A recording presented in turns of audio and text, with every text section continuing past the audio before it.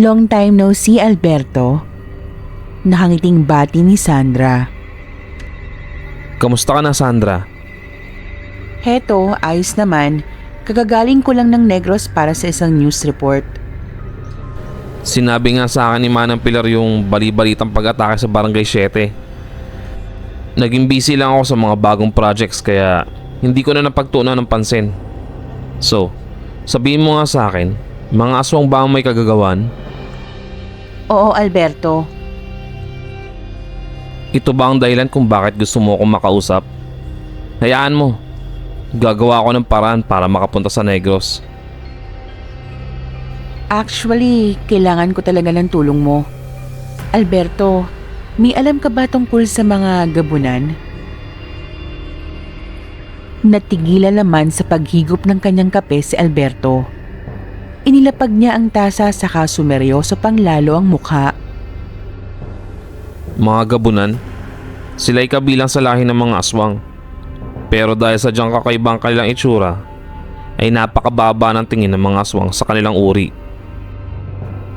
Pero bakit ganun? Nung nakita ko yung gabunan, parang may kakaibang aura akong hindi maipaliwanag. Para bang ang lakas-lakas niyang nilalang. Hindi ka naman nagkamali doon, Luming. Dahil halos itakwil na sila ng mga aswang, ay umalis sila sa aming teritoryo at bumukod. Doon sila nagsanay at nagpalakas. Mas masahol pa sila kung pumatay kaysa sa mga aswang. Ibig bang sabihin, hindi sila nakikinig sa'yo kahit na ikaw ang pinuno ng mga aswang? Sa kasamang palad, hindi. Teka, bakit mo pala naitanong ang mga gabunan? Huwag mong sabihin kasama sila sa pag-atake sa Negros. Sa palagay ko may kinalaman sila, pero mga aswang lang ang napatay ni Toto. Toto? Sinong Toto? Siya yung kilalang aswang hunter sa Negros. Halos matapon ang kaping hawak ni Alberto. Hindi ito makapaniwala sa narinig. Ano ka mo? Aswang hunter? Maraming aswang na siyang napatay, Alberto, at sadyang matapang si Toto at yung kasama niya. Talagang hindi sila marunong makinig. Sa tingin ko, kailangan kong tipunin ng mga aswang mula sa iba't ibang lugar para paalalahanan tungkol sa maigpit kong ipinagbabawal na pagkain ng karaniwang tao. Saglit namang naputol ang kanilang pag-uusap nang tumunog ang telepono ni Alberto. I'm sorry, Sandra. Bigla nagka-emergency sa isang planta. Just call me if you need anything. Even if I have to go to Negros. Basta, inform mo lang ako ahead of time. Sige, mauna na ako. Mag-iingat ka. Samantala, wala pa ring ideya si Toto kung nasaan si Gemma. Sinubukan niyang tawagan ulit ang dalaga pero nakapatay pa rin ang telepono nito.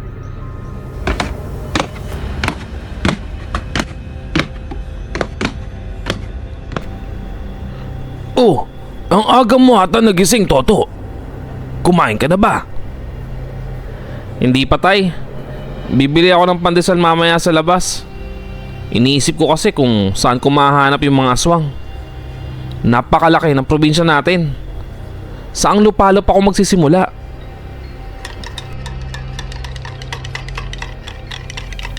Wala. Paano pong wala? Wala tayong gagawin. Ang kailangan lang natin ay maghintay. Kinuha si Gemma bilang pain. Ibig sabihin, ikaw ang gusto nila. At dahil alam nilang importante sa'yo si Gemma, kaya nila siya kinuha. Ha, kalokohan. Bakit? Hindi ba siya importante sa'yo, anak? Importante? Siyempre, kaibigan ko siya. Ibig sabihin, upo na lang ba tayo at maghihintay? Gano'n po ba yun, tay? Tama. Tiyak kong sa mga susunod na araw ay may iwan silang mensahe o bagay na mag-iiwan ng bakas na makapagtuturo kung nasan sila mahanap.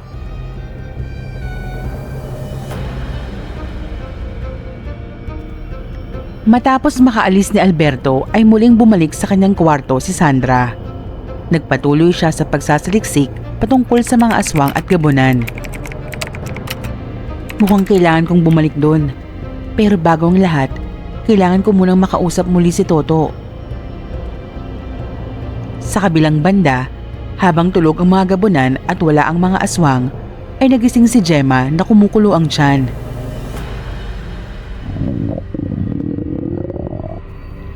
Ay, ano nang gagawin ko? Hindi ako pwedeng mamatay sa gutom at lalong-lalo lang hindi ako pwedeng maging pagkain lang ng mga aswang. Sayang naman ang beauty ko kung mamamatay lang ako ng ganito. Kailangan ko makaisip ng paraan kung paano makatakas dito. Iginala niya ang kanyang paningin pero wala siyang makitang gamit na pwede niyang gamitin sa pagtakas. Hanggang sa nakita niya ang bantay malapit sa pinto. Mahimbing itong natutulog at may bagay na kumikinang na nakalawit sa bulsa nito.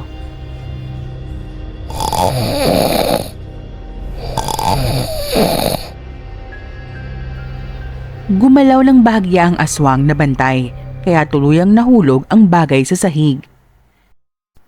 Yung susi! Paano ko kaya makukuha yon? Susubukan kong masundot gamit yung walis. Pilit inabot ni Gemma yung walis at sinimulang dukutin yung susi. Naging maingat ang dalaga at hindi siya gumawa ng anumang ingay. Sige na, sumabit ka na. Ayos, nakuha ko na. Inilagay ni Gemma ang susi sa ilalim ng kanyang unan saka ibinalik ang walis nang marinig niyang may papalapit sa kwarto.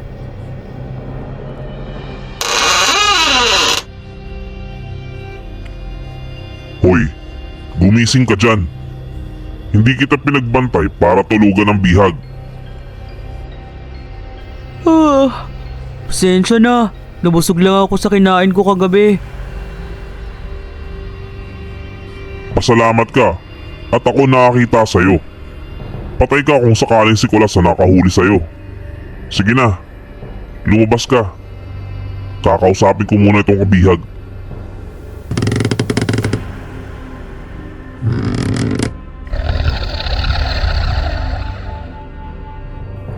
Alam mo, hindi ka naman pala pangit.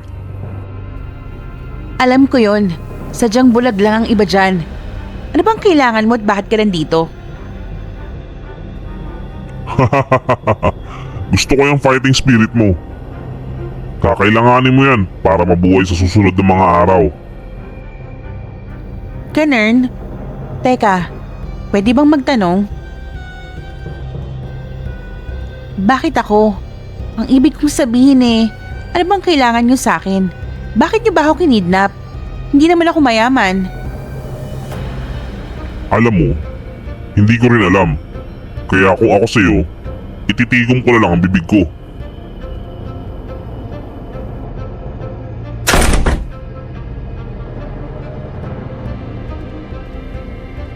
O Kulas, gising ka na pala.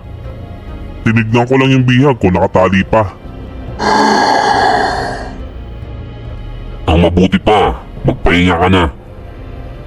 Dahil mamaya ay kailangan mong pumunta sa bahay ng Aswang Hunter. Ha? Bakit ako? Bakit hindi? Huwag mo sa akin sabihin natatakot ka. Hindi naman sa ganun. Pero bakit hindi na lang si Marshall? Total, siya naman ang nagmamatsyag doon, hindi ba?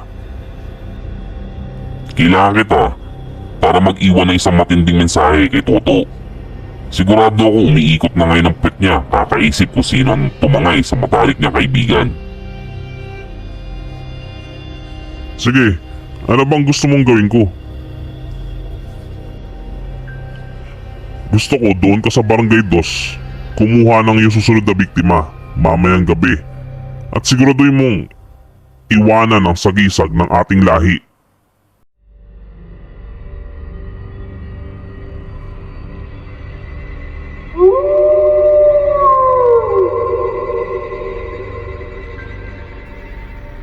Tahimik ang buong paligid.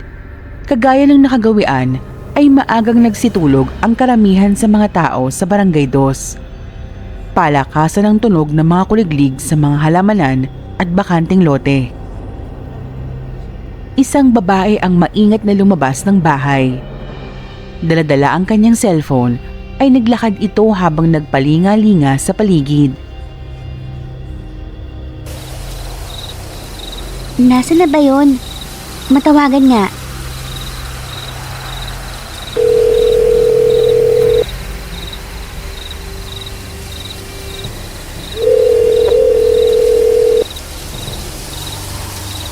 Hoy, nasan ka na ba?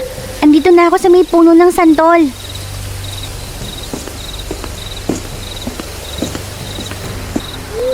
Eto na, naglalakad na papunta dyan. Nakikita na kita, mahal. Papalapit pa lang ang binata nang biglang may lumabas mula sa puno ng santol na siyang tumangay sa kanyang nobya. Annabelle!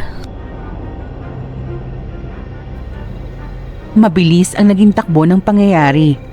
Dahil may kadiliman sa may bakanting lote ay nahirapan siyang makita kung saan dinala si Annabelle.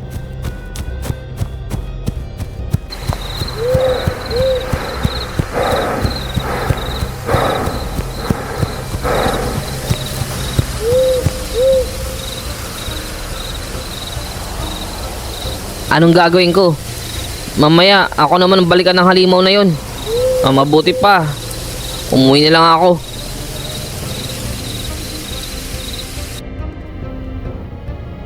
Samantala, dinala ni Godo ang dalaga sa di kalayuan. Kinagat niya ito sa leeg habang dinudukot ang puso nito.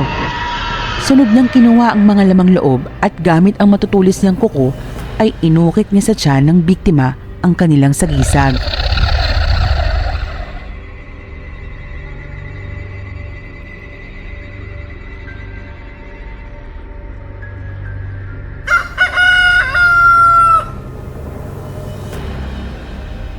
Kinabukasan ay sunod-sunod na kalampag sa kanilang gate ang gumising sa mag-amang aswang hunter.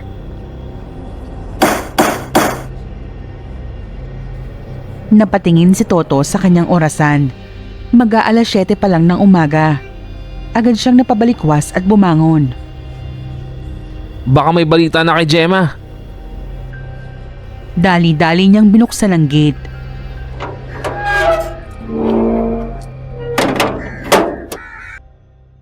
Oh, Kapitan, anong meron?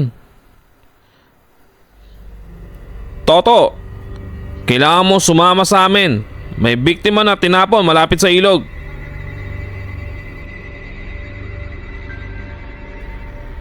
Pagdating nila sa lugar ay malaki na ang gumpulan ng tao. Nakatakip ang kanilang ilong at ang iba ay nakaramdam ng pagkahilo at pagsusuka.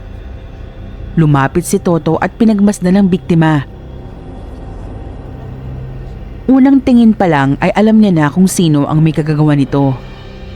Gamit ang kanyang telepono ay kinuhanan niya ng litrato ang bangkay. Napansin niya agad ang markang nakaukit sa tiyan nito. Tama si Itay. Mukhang ito na ang mensaheng inaantay ko.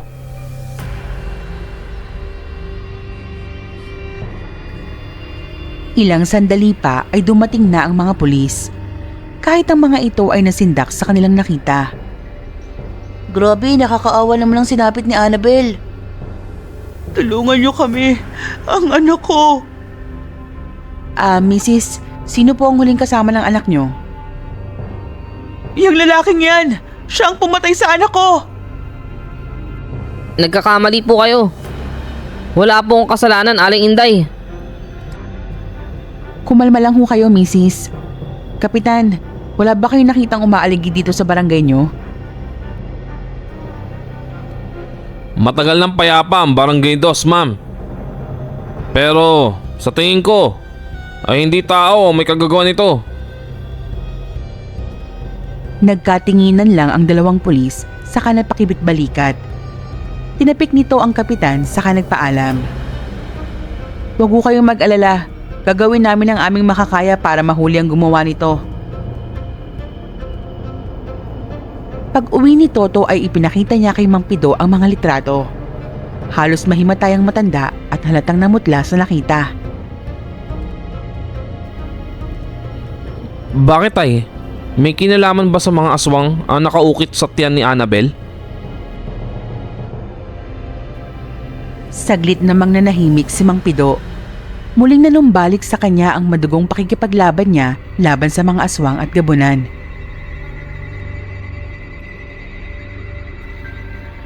Tay, anong nangyayari sa inyo? Ang sagisag na yun. Hindi aswang ang kumuha kay Gemma. Sila rin ang pumatay sa iyong ina, Toto.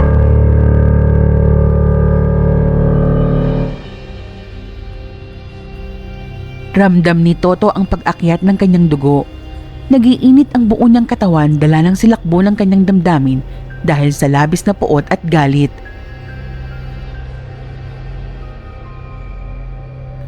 Ang tagal na panahon kong hinintay ang pagkakataon ito. Sabihin niyo sa akin, tay, saan ko sila pwede matagpuan?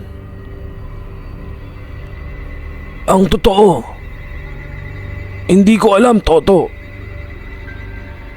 Simula nang naging pagtugis namin sa mga gabunan, ay nilisan nila ang Negros. Hindi ko na inaasahan na muli silang magbabalik. Umpisa pa lang ito, Toto. Nakahanda ako. Papatayin ko sila at sisiguraduhin kong uubusin ko ang kanilang lahi. Hindi ako natatakot sa kanila. Hindi mo kakayanin mag-isa ang laban na ito, Toto. Paano hindi ko kaya? Marami na ako napatay. Isa pa, kasama ko si Bong.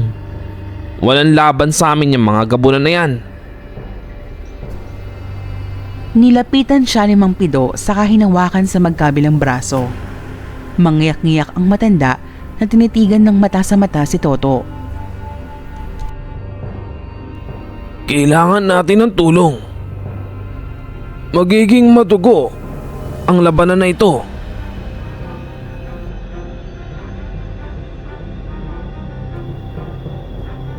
Kada 3 araw ay may mga nawawalang tao sa magkakalapit na barangay. Lubhang nababahala ang mga kapitan kaya naman nagdesisyon silang magdaos ng pulong. Kailangan natin maging alisto. Mukhang nasa paligid lang ang mga kalaban. Lalo na't nalalapit na ang kapistahan sa ating nayon. Sangayon ako. Nagkalat na ang mga masasamang loob ngayon. Sa tingin nyo ba tao ang may kagagawa ng mga pagpatay at mga taong nawawala? Nabalitaan nyo naman siguro ang pag-atake ng aswang sa Barangay 7. Matatanda na tayo para maniwala dyan. Baka nga gawa-gawa lang nila yon para mapag-usapan. Tama, mas dapat katakutan ng mga kriminal. Sindikato na nagbebenta ng mga lamang loob. Wala namang nagawa ang kapitan ng Barangay 2 kung hindi mapailing.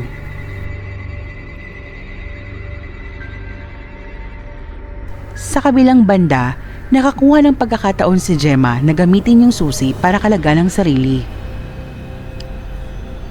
Ano to? Bakit hindi gumagana? Paano na ako ngayon?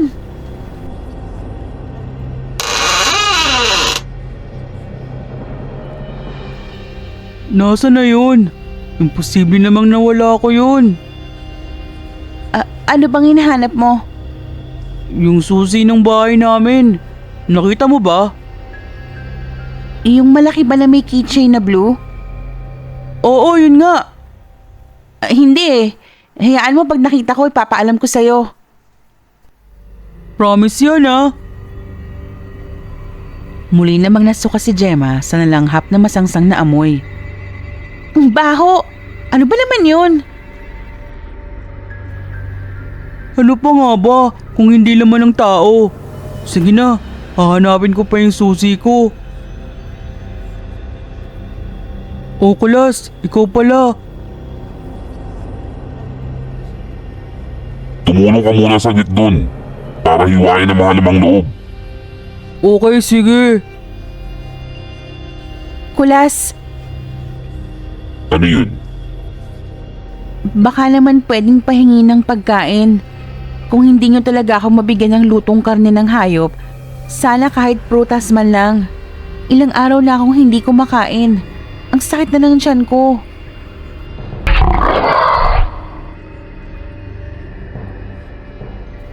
Nalalapit na ang piyesta sa kanilang lugar. Bawat barangay ay abala sa paghahanda sa pagdiriwang. Hindi nila alam ay kasabay nilang naghahanda ang mga gabunan.